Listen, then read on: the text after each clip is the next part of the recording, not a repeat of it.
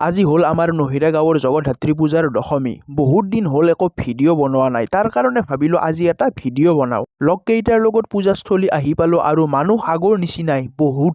Wall চোৱাল পাৰ হৈ আমি আহিলো পুখুৰীৰ পাৰলৈ, কাৰণ ইয়াতে হ'ব মাৰ বিসৰ্জন।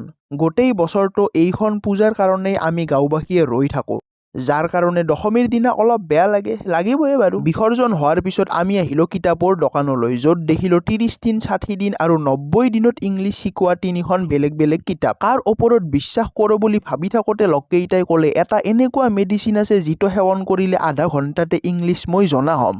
নাজানো দে আৰু কি মেডিচিন। আৰু এনেকৈয়ে দোকানবোৰ চাই থাকোঁতে দেখিলো কেইটামান টুপি, কিন্তু দুনিয়াখনত টুপি পিন্ধোৱা মানুহৰ অভাৱ নাই, তাৰ কাৰণে ভাবিলো নিজে নিপিন্ধোৱে দে, বেলেগেতো পিন্ধাবই একদিন। এনেকৈয়ে ঘূৰা ফুৰা অলপ কৰিলো, কথা চথা অলপ পাতিলো, আৰু যিহেতু পূজা শেষ গতিকে এইবাৰ কালিৰ পৰা কৰ্মক্ষেত্ৰলৈ যাব লাগিল। আৰু এইটো ভাবিয়েই গোটেই কেইটাৰ মুখৰ হাঁহি নোহোৱা হ'ল। এইটো এটা বেলেগ টেনচন দে গাইছ। আৰু এনেকৈয়ে এইফালে মণ্ডপটো এবছৰৰ বাবে উকা হৈ থাকিল আৰু আনফালে এওঁৰ ঠাইখিনি চিৰকাললৈ। মা জগতধাত্ৰীৰ ওচৰত প্ৰাৰ্থনা জনাইছো যেন জুবিনদাৰ আত্মাই শান্তি পায়, সদগতি পায়। ওম শান্তি।